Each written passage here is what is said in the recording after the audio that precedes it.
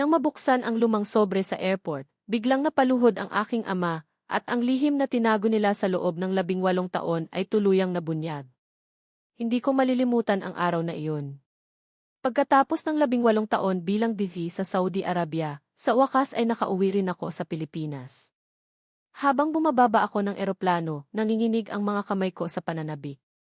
Makikita ko na rin sila, bulong ko sa sarili, habang pinipigilan ang luha. Sa isip ko, isang masayang reunion ang naghihintay.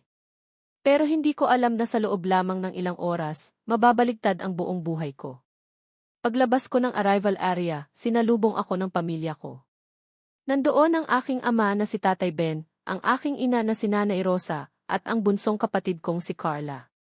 Mahigpit nila akong niyakap. "Anak! Salamat at nakauwi ka na," umiiyak na sabi ni Nanay. "Tingnan mo nga, tumanda ka na talaga," pabirong sabi ni Tatay. Nagtawanan kami. Ngunit may napansin ako. Parang may kakaibang tensyon sa pagitan nila. Kapag nagtatanong ako tungkol sa nakaraan, mabilis nilang binabago ang usapan. Akala ko pagod lang sila. Hindi ko na pinansin. Habang naghihintay kami ng sasakyan sa labas ng airport, may matandang lalaki ang dahan-dahang lumapit sa akin. Payat siya.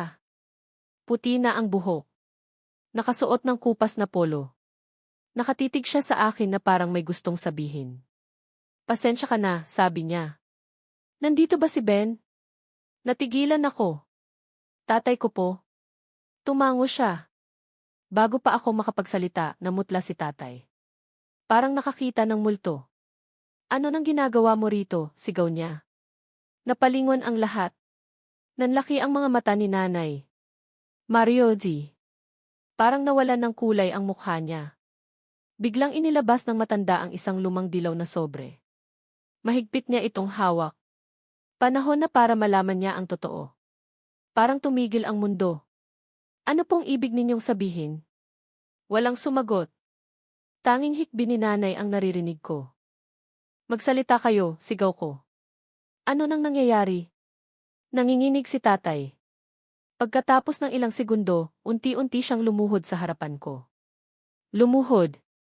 Ang lalaking buong buhay kong kinikilalang matatag. Ang lalaking hindi ko pa nakitang umiyak. Ngayon ay nakayuko sa harapan ko. "At patawarin mo ako, anak." Parang sinaksak ang puso ko. "Ano nang ibig mong sabihin?" Inabot ng matanda ang sobre. "Buksan mo." Dahan-dahan kong binuksan iyon. May lumang litrato sa loob. At nang makita ko iyon, parang huminto ang tibok ng puso ko. Nasa larawan ang aking ina. Batang-bata pa siya. Kasama niya ang matandang lalaki. At may hawak silang sanggol. Ako. "Ano ito?" Nanginig ang boses ko. Walang makatingin sa akin. Walang makapagsalita. Hanggang sa tuluyang umamin si Nanay. "Si Mario ang tunay mong ama." Parang sumabog ang mundo ko. "Ano?" Napaatras ako. Hindi ako makahinga. Hindi ako makapaniwala. Hindi si Tatay Ben ang ama ko? Tumulo ang luha ni Nanay. "Anak, makinig ka muna." Pero galit na ako. 18 taon akong nagtatrabaho sa ibang bansa para sa pamilya natin. 18 taon akong naniwalang alam ko kung sino ako. Paano ninyo nagawang magsinungaling ng ganito katagal? Humagulgol si Nanay. Ipinaliwanag niyang noong kabataan niya ay nagmahalan sila ni Mario. Ngunit sobrang hirap ng buhay. Nang mabuntis siya sa akin, napilitan si Mario na umalis upang maghanap buhay. Habang wala siya, isang malaking aksidente ang nangyari. Maling impormasyon ang nakarating sa pamilya. Pinaniwala silang patay na si Mario. Doon pumasok si Ben. Tinanggap ako bilang sariling anak. Pinakasalan si Nanay. At itinaguyod ang pamilya. "Bakit hindi ninyo sinabi?" Umiiyak kong tanong. Tahimik si Tatay Ben. Pagkatapos ay nagsalita siya. "Dahil natakot ako. Natakot akong mawala ka sa akin." Tahimik ang paligid. Kahit ang mga taong dumadaan ay tila walang marinig kundi ang mga salitang iyon. Pero hindi pa pala iyon ang pinakamalaking sorpresa. Muling nagsalita si Mario. "May isa ka pang kailangang malaman." Parang nanlamig ang buong katawan ko. Ano pa? Naglabas siya ng isa pang dokumento. Lumang birth records, mga legal papers, at isang faith test. Nang malaman kong buhay ka, matagal kitang hinanap. Pero may isang taong palaging humaharang. Lumingon siya kay Tatay Ben. Nanlaki ang mga mata ko. Hindi't bulong ko. Tahimik na umiyak si Tatay. At doon niya inamin ang lahat. Matagal na pala niyang alam na buhay si Mario. Hindi siya namatay. Hindi siya nawala. Hindi siya nakalimot. Sadyang itinago ni Tatay ang katotohanan. Tinago niya ang mga liham. Tinago niya ang mga mensahe.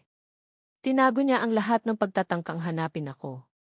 Dahil mahal na mahal kita, umiiyak niyang sabi. Natakot akong dumating ang araw na pipiliin mo siya kaysa sa akin. Parang may humawak sa puso ko. Galit. Lungkot. Pagkalito. Sabay-sabay. Paano mo nagawa iyon? Sigaw ko. Paano mo nagawang pagkaitan ako ng ama? Walang maisagot si Tatay. Patuloy lang siyang umiiyak. Lumipas ang ilang minuto. Walang nagsasalita. Walang gumagalaw. At doon ko naisip ang lahat.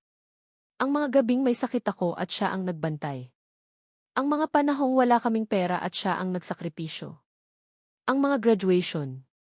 Mga kaarawan. Mga problema. Siya ang nandoon.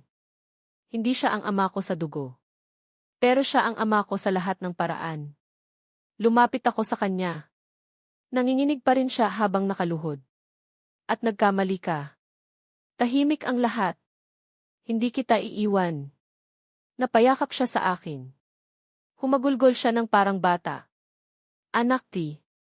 Sa unang pagkakataon matapos ang napakaraming taon, magkakasama kaming tatlo.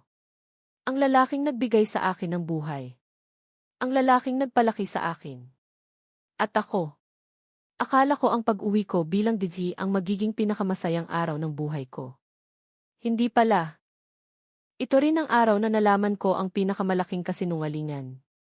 At kasabay noon, ang pinakamalaking katotohanan. Minsan, ang tunay na pamilya ay hindi lang nasusukat sa dugo. Ngunit kapag ang mga lihim ay itinago ng napakatagal, maaari nilang sirain ang mga pusong buong buhay na nagmamahalan.